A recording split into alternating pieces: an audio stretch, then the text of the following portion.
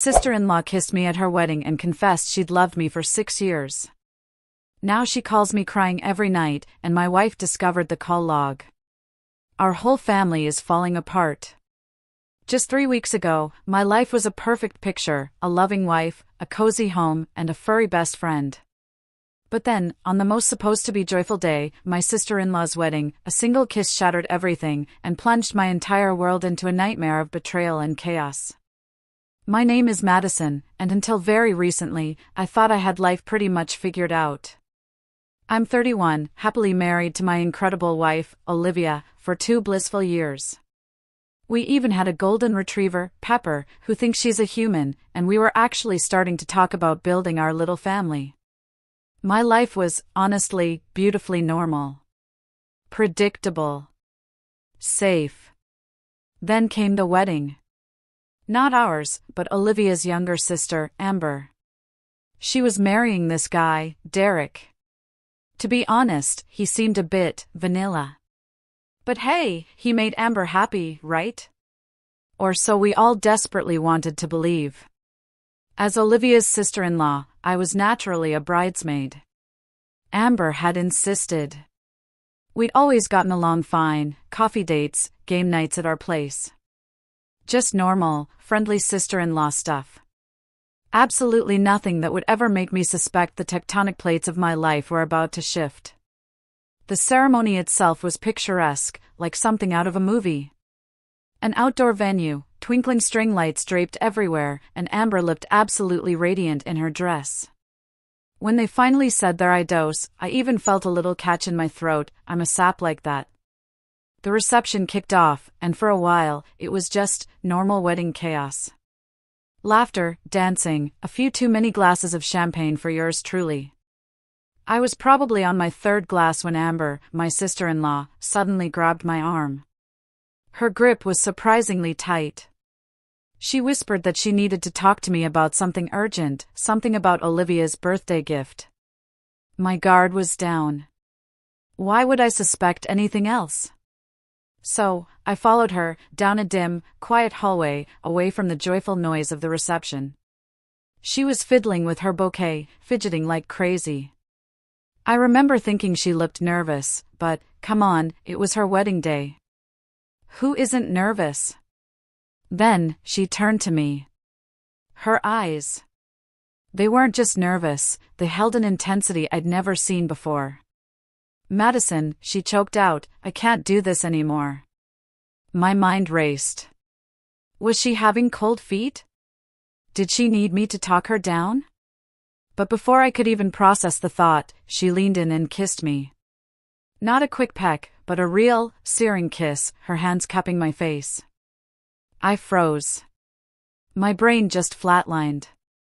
What the hell was happening? When she finally pulled away, tears were streaming down her face, ruining her perfect wedding makeup. I've been in love with you for 6 years, Madison, she sobbed, ever since Olivia first brought you home. I can't marry Derek knowing I feel this way about you. I literally couldn't speak. My mouth was dry, my mind a complete blank. But she kept going. Said she tried to get over me, that's why she dated Derek in the first place. Every time she saw me with Olivia, it killed her inside. She thought getting married would fix it, would make it all go away. But standing at that altar, all she could think about was me. Finally, I found my voice, though it sounded foreign, strangled. Amber, what are you talking about? You're marrying Derek right now. This is insane. She grabbed my hands, desperate. Said she knew it was wrong, but she had to tell me. Had to know if there was any chance, any tiny spark, that I felt the same way. No, I said. Just one word, sharp and final. No, I don't. I love your sister. I married your sister. This is completely inappropriate, and you need to go back to your wedding. Her face crumpled. Utterly destroyed. I couldn't stay. I turned and walked away. Straight back into the reception, found Olivia, and clung to her hand for the rest of the night. Like nothing had happened. Because what else was I supposed to do?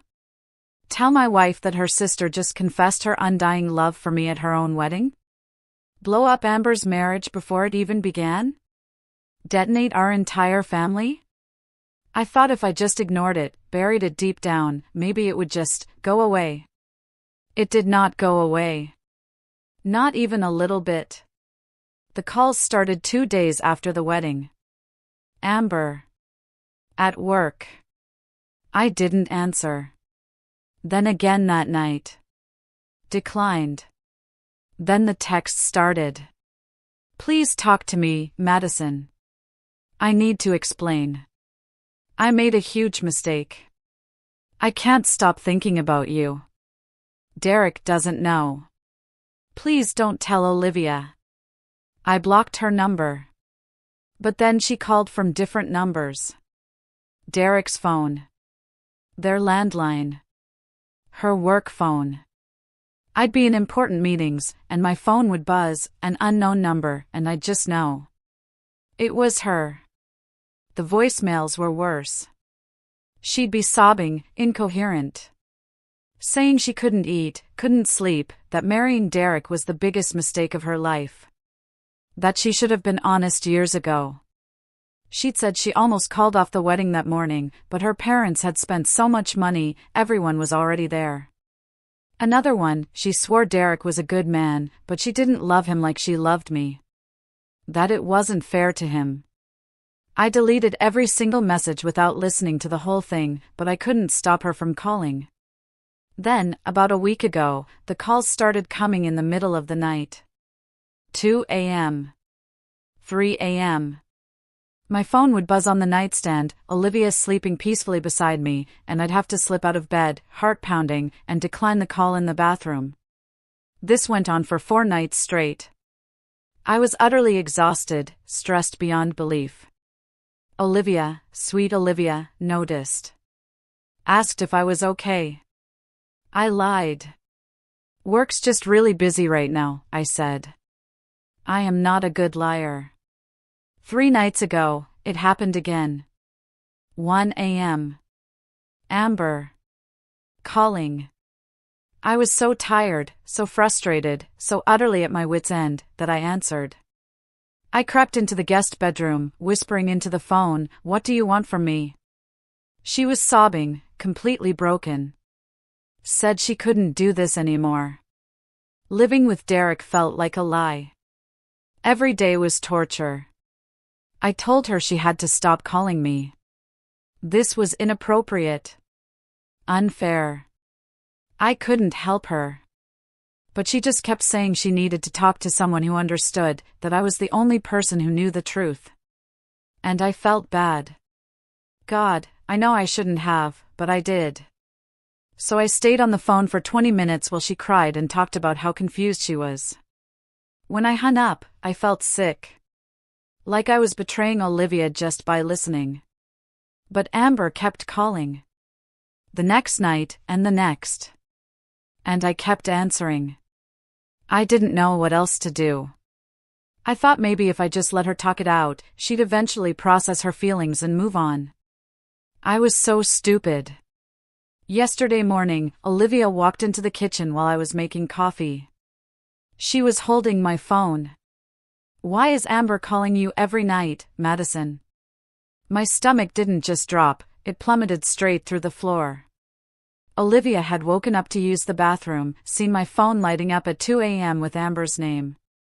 So, while I was still asleep, she'd gone through my call log. 7 calls from Amber in 2 weeks. Most of them after midnight. And I'd answered at least 10. Olivia asked what the hell was going on. Her voice was quiet. Controlled. And that's how I knew she was truly, utterly furious. I didn't know what to say. The truth felt impossible, but lying felt infinitely worse. So, I told her everything. The kiss. The confession. The calls. All of it. Olivia just stared at me. Her face went completely blank. Then, she asked why I hadn't told her immediately. I stammered, saying I didn't want to ruin Amber's wedding. Didn't want to cause family drama. Thought it would just blow over. So instead, she said, her voice like ice, you've been having secret phone calls with my sister in the middle of the night for 2 weeks. When she put it like that, it sounded so much worse. So much darker. I tried to explain that I was just trying to get Amber to stop, that I wasn't interested in her at all. That I loved Olivia and only Olivia. But Olivia was already leaving the kitchen. She said she needed space. Grabbed her keys and left. She didn't come home that night. I called her probably 50 times, texted her 100. Nothing. She finally responded this morning with one text, staying at Jessica's. Need time to think. Don't contact me. Jessica. Her best friend since college. I knew then that if Olivia was at Jessica's, Jessica knew everything. And probably hated me too. My entire life felt like it was imploding. I had no idea how to fix it. By the way, if you're still with me through this absolute train wreck, please make sure to hit that subscribe button. You won't believe what else I've got coming. Then my phone rang. Olivia's mom, Patricia. My hands were shaking so hard I almost dropped it. Patricia didn't even say hello. She just launched into it, a torrent of anger and accusation. How could you do this to my daughter? How could you go behind her back with Amber? What kind of person does this? I tried to explain that I didn't do anything. That Amber kissed me, and I rejected her. That I was just trying to help. Patricia scoffed. Helping would have been telling Olivia immediately. Instead, you've been sneaking around, taking calls from Amber like you were having an affair. I denied it, but she cut me off. It doesn't matter what you think it was, Madison. It matters what it looks like. And it looks like you were entertaining Amber's feelings while lying to Olivia. Then she dropped another bomb. Amber had called her crying last night, too. Said she told Derek everything. That Derek had packed a bag and left their apartment. My heart stopped. Amber had told Derek. Patricia said the whole family knew now. Everyone was calling everyone. Olivia's dad was furious. Amber was a mess. Derek's family was threatening to demand their wedding gifts back. It was a complete disaster. And according to Patricia, it was all my fault. I should have shut Amber down from the beginning. Should have told Olivia immediately. Should have done literally anything except what I actually did. Then she hung up on me. I sat on my couch, Pepper's warm head in my lap, and just cried. Everything was falling apart, and I had no idea how to stop it. My phone kept buzzing. Texts from Olivia's family members, most of them not friendly. Olivia's aunt called me a home wrecker. Her cousin said I always seemed sketchy. Even Olivia's grandmother, who's like 85, sent me a text with a thumbs down emoji. The only person who didn't contact me was Olivia. I tried calling Amber, her phone was off. I tried Derek, straight to voicemail. I felt completely helpless, watching my life burn down and unable to do a single thing. Then, around dinner time, a loud, aggressive knock echoed through my apartment. My heart jumped. I peered through the peephole. It was Derek. I opened the door. He looked absolutely awful. Eyes red, hair a mess. He smelled like he hadn't showered in days. He pushed past me into my living room, his voice hoarse. We need to talk. Okay, I managed. I'm so sorry, Derek. I didn't want any of this. He let out this bitter, hollow laugh. Yeah, I bet you didn't. Then he told me something I wasn't expecting at all. Amber didn't just confess feelings for me, he said. She told him she'd been sabotaging their relationship for months. Apparently, back in January, Amber had convinced Derek to take an amazing tech job in Seattle. He was about to accept a dream offer. But then, she suddenly pulled a 180, saying she couldn't leave her family, she needed to stay close to them. Derek, bless his naive heart, thought it was sweet, turned down the job, and stayed. But according to what Amber told him last night, she only did that because she couldn't stand being far away from me. She wanted to stay close to Olivia and me. He said there were other things, too. Times she'd cancel their plans if she knew Olivia and I were going to be at a family event. How she always insisted on sitting next to me at dinners. How she'd volunteer to help us move apartments or paint our guest room, literally any excuse to be around. Derek said he thought she was just being a good sister-in-law, being close with family. He never suspected anything. Now, he felt like their entire relationship was built on a lie. I didn't know what to say. Had I noticed any of that? Or had I just brushed it off? He loved Amber, he really did, but he couldn't be with someone who was in love with someone else, someone who married him as a consolation prize. He started crying then. This 33-year-old software engineer, breaking down in my living room. I got him tissues and water, and we just sat there in silence for a long time. Then he asked if I ever suspected, if I ever felt anything from Amber. Honestly, no, I said. I thought we were just friends, family. He nodded. Said he believed me. That he could tell from how I acted at the wedding that I was blindsided, too. He said he was leaving town for a while, going to stay with his brother in Colorado. He needed space from all of this. Then he said something that made my blood run cold. Be careful, Madison. Amber's not stable right now. When he left their apartment last night, she was talking about all these wild ideas. About how maybe this was meant to happen. How the universe was giving her a sign. How now that everything was out in the open, maybe we could finally be together. I have zero interest in being with Amber, I said, horrified. I know that, he replied, his voice heavy. But I'm not sure Amber knows that. After Derek left, I locked all my doors and windows. I felt paranoid. Scared, even. Which was crazy because this was Amber. Sweet Amber, who brought me coffee when I was sick, who laughed at my dumb jokes. But she'd also kissed me at her wedding, called me obsessively for weeks, and apparently been orchestrating her life around me for years without me knowing. I didn't sleep that night, just kept Pepper close and jumped at every sound. Around 3 a.m., my phone rang. Unknown number. I let it go to voicemail. The voicemail was Amber. She was drunk, slurring her words. Said everyone was mad at her, but she did.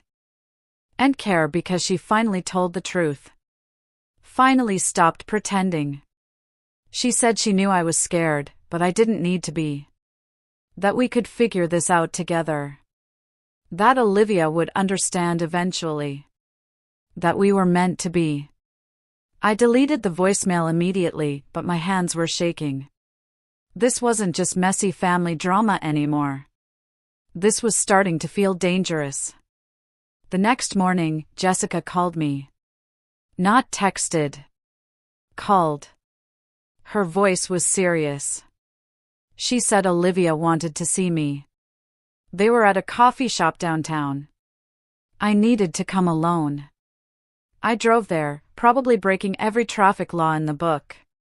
When I walked in, Olivia was sitting at a corner table, Jessica next to her like a protective bodyguard.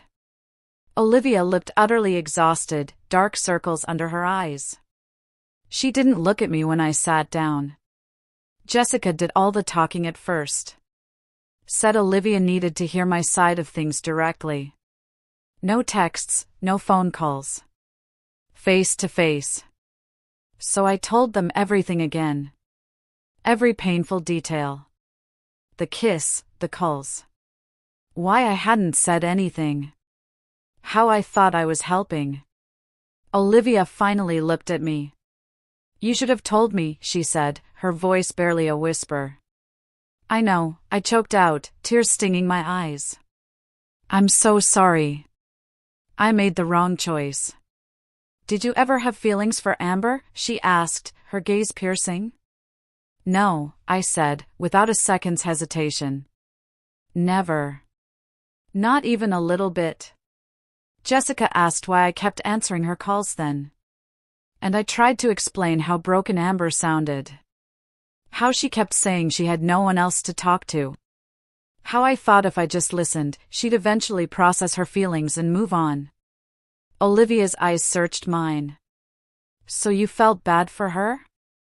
Yes, I whispered. I know that sounds stupid now, but yes. Olivia was quiet for a long, agonizing moment. Then she said, I don't know if I can trust you anymore, Madison. Those words felt like a knife twisting in my chest. I never lied to you, I pleaded, I just didn't tell you something I should have told you immediately. And I know that's almost the same thing, but it's not quite the same thing. Jessica scoffed. Said that was semantics. Maybe it was. But it was all I had left. Olivia said she needed more time. That she was going to stay with Jessica for a while longer.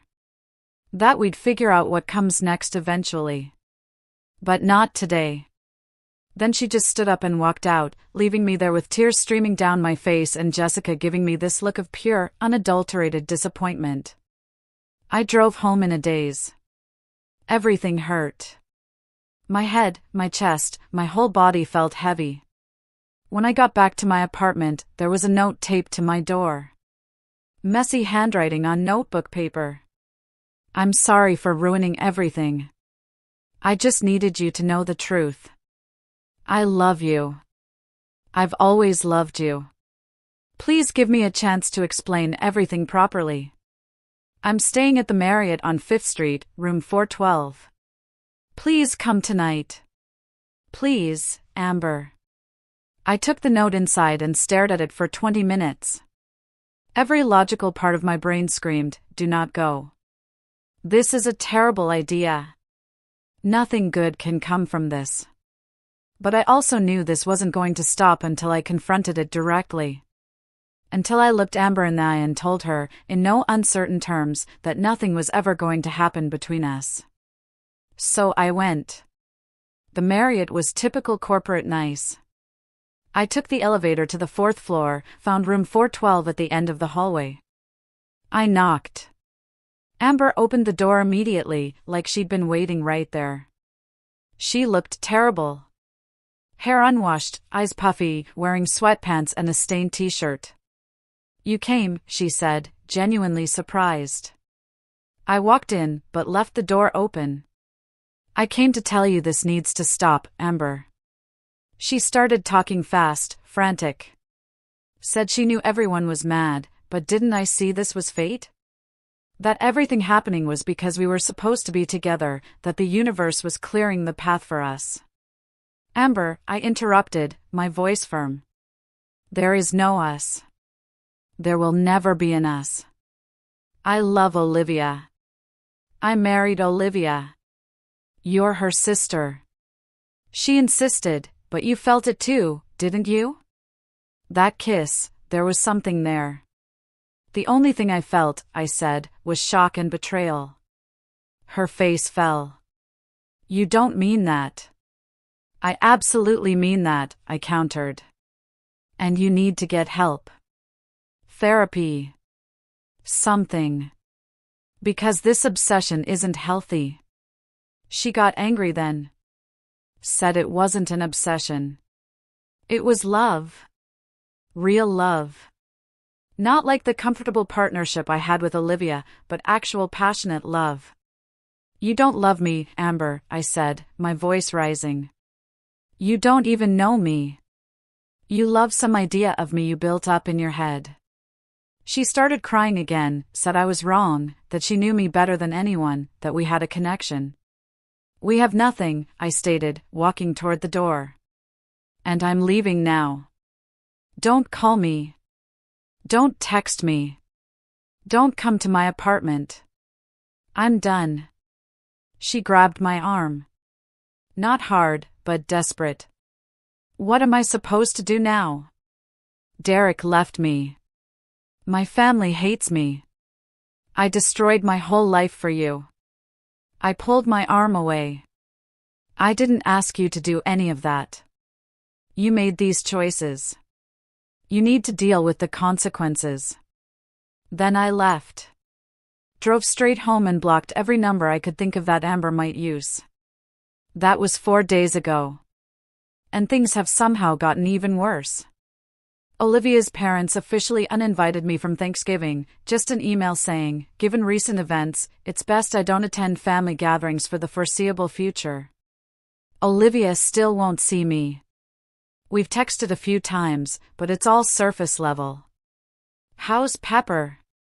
Did you pay the electric bill? Nothing real. Amber apparently checked herself into some kind of wellness retreat center. One of those places where they take your phone and you do yoga and therapy all day.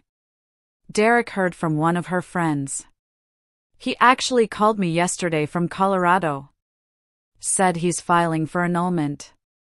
In his state, you can get one if one party was in love with someone else at the time of marriage, which, sadly, applies here. He sounded better. Calmer. Said he's thinking about taking that Seattle job after all, making a fresh start. I told him I was happy for him, and I meant it. At least one person was getting out of this mess okay. But me? I'm living in limbo.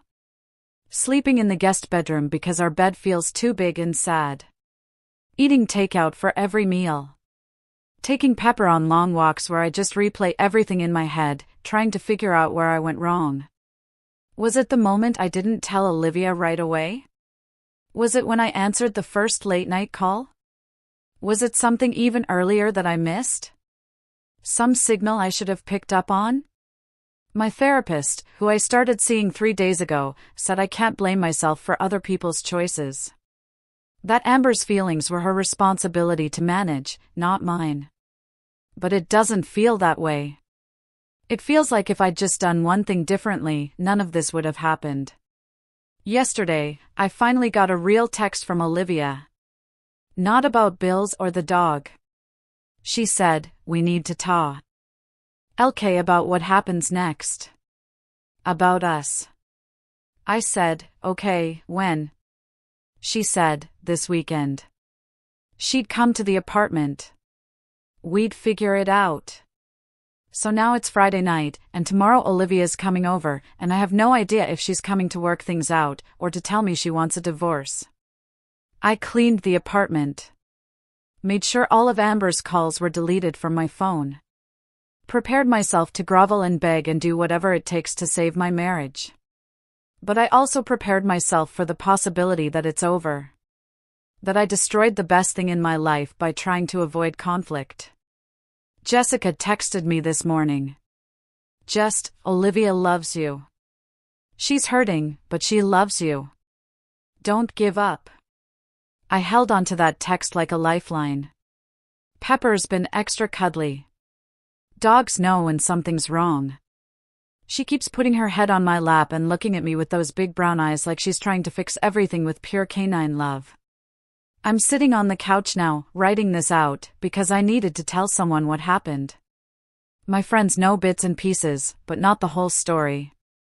And I can't tell my family, because they just say, I told you so about rushing into marriage. Tomorrow, Olivia's coming over at 2 p.m. In less than 16 hours, I'll know if my marriage survives this. And honestly, I don't know which outcome to hope for anymore. Part of me thinks we can get through this. That we love each other enough to heal from it, that time and therapy and hard work can fix what's broken. But another part of me wonders if Olivia will ever truly trust me again. If she'll always wonder what I'm hiding. If every time I'm late coming home or my phone buzzes, she'll think of those late night calls. I don't know. I really don't know. All I know is that I love my wife, and I'm so sorry. And I wish I could go back to that wedding and handle everything differently. But I can't. So all I can do is face tomorrow and hope it's enough. Actually, wait. Something just happened. My phone buzzed. Unknown number. I almost didn't answer, but some gut feeling, made me pick up. It was Patricia, Olivia's mom. She didn't waste a second. "Madison," she said, her voice urgent, "I need you to know something before you talk to Olivia tomorrow." My heart started racing, a frantic drum in my chest. "Okay," I managed. Patricia said, "We found something." Some text messages on Amber's phone. Amber had left it at home when she went to the retreat center, and Derek still had a key to the apartment, so he'd grabbed some of her stuff. "What kind of messages?" I asked, my voice barely a whisper. Patricia was quiet for a second. Then she said, "Messages between Amber and some guy named Tyler. Going back months. Maybe longer." She said the messages were bad. Really bad. Like, emotional affair bad. I didn't understand. "I thought Amber was in love with me," I said, confusion swirling. Patricia's sigh was heavy. "That's what we all thought, too. But these messages tell a very different story." According to the texts, Amber had been seeing Tyler for at least 8 months. Meeting him secretly. Telling him she was going to call off the wedding, then changing her mind. Then saying she'd leave Derek after the honeymoon. Back and forth, over and over. But Tyler got tired of waiting. 2 weeks before the wedding, he broke things off. Told Amber he was done being the other guy, that she needed to figure out what she wanted. Patricia said the last text from Tyler was from the morning of Amber's wedding. It read, "I hope you're happy with your choice. Don't contact me again." I felt like I was falling through space. "I don't understand," I said, my voice barely audible. "What does this have to do with me?" Patricia said, "We think Amber panicked. When Tyler ended things, she realized she couldn't go through with marrying Derek. But she couldn't admit the truth about Tyler either. So she made up the thing about you." My legs went weak. I sat down hard on the floor. "Made up?" Patricia confirmed. "Fabricated. Created. Used you as a cover story for why she didn't want to be married to Derek. But the kiss, the calls, she seemed so genuine." Patricia said she was probably genuine in that moment. Sometimes people convince themselves of their own lies. Or maybe she thought if she committed to the story hard enough, it would become true. Either way, Patricia said the whole thing about being in love with me for 6 years was likely a lie. A way to blow up her marriage without exposing her actual affair. I asked why she was telling me this. Patricia said, "Because Olivia deserves to know the truth. And you deserve to know that you were just collateral damage in Amber's mess." She said they confronted Amber about it this morning. Called the retreat center. Amber admitted to the affair with Tyler. Said she panicked at the wedding, and I was there, and it seemed easier to say she had feelings for me than to admit she'd been cheating on Derek for months. She said Amber apparently broke down. Said she didn't mean to hurt me or Olivia. That she just didn't know what else to do. That everything spiraled out of control. Patricia apologized. Said they never should have blamed me. That they should have known something didn't add up. I was crying, just sitting on my floor with pepper licking my face. Patricia said she'd tell Olivia tonight. That Olivia deserved to hear it from family first, but that she wanted me to know too. That she was sorry for how she treated me. Then she hung up, and I just sat there in complete shock. It was all fake. The confession, the feelings, the calls. All of it was Amber trying to cover up a real affair by creating a fake one. And I almost lost my marriage over it. I don't know how long I sat there. Long enough for Pepper to get worried and start whining. Long enough for it to get dark outside.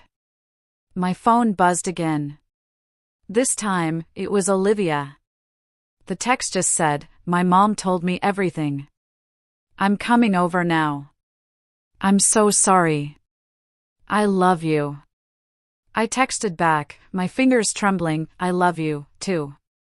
I'm here. 20 minutes later, Olivia showed up at our door. Not my door. Our door. She looked at me and just started crying. And I started crying. And we held each other in the doorway for what felt like hours. She kept saying, I'm sorry. I should have believed you. I should have known you wouldn't do that. And I said, I'm sorry, too. I should have told you right away. I should have protected us better. We went inside and talked for hours. Really talked. About how scared I was of causing drama. About how betrayed Olivia felt. About how utterly manipulative Amber had been to both of us. Olivia said she felt so stupid for not seeing it sooner. For not questioning Amber's story more, for taking her sister's word over mine. I told her we both wanted to believe the best about people we loved. That's not stupid. That's just being human. She said Jessica actually questioned it from the start. Said something felt off about the whole thing. But Olivia was too hurt and angry to listen. We ended up falling asleep on the couch together around midnight, Pepper squeezed between us, and for the first time in weeks, I slept through the whole night. This morning, we woke up tangled together. Olivia looked at me, a soft, tired smile on her face. What do we do now? She asked. We move forward, I said. We heal. We probably need couples therapy, but we do it together. She agreed. Said she wants to try. That what we have is worth fighting for. We've been talking about boundaries, about what happens with Amber, with the family. Olivia's parents want her to cut contact with Amber entirely, at least for now. Derek's annulment is still going through. The family is completely fractured, no doubt about it. But Olivia and I? We're okay. Not perfect, not magically healed, but okay. We're even going to her parents' house later today. Patricia and Richard want to apologize in person. Want to make sure I know I'm still family. Still welcome at Thanksgiving. Part of me wants to be petty and refuse, make them work for it. But that's not who I am. And honestly, I'm just so tired. Tired of drama. Tired of being angry. Tired of all of it. I just want to go back to my normal, boring life with my wife and my dog and our stupid arguments about whose turn it is to take out the trash. As for Amber, she's still at the retreat center. Probably will be for a while. No one's heard from Tyler since those texts were discovered. Derek sent me a message this morning. Said he's glad the truth came out. That at least now it makes sense. That he's sorry I got dragged into Amber's chaos. I told him I was sorry, too. That he deserved better. He said we both did. And you know what? We really did. Right now, Olivia's in the shower and I'm making breakfast. Scrambled eggs and toast. Nothing fancy, just normal couple breakfast. Pepper's begging for scraps. The coffee maker is gurgling. Traffic noise from outside our window. Everything is beautifully mundane. My phone is on the counter and there are no missed calls. No voicemails from unknown numbers. No panic. Just peace. Finally. And that's enough. More than enough, actually. That's everything. This whole experience has made me rethink so much about honesty, loyalty, and how we deal with conflict. It makes me wonder, if you were in my shoes, at that wedding, what would you have done differently? Would you have told Olivia right away, or tried to handle it yourself? Let me know in the comments below. I'm genuinely curious to hear your thoughts.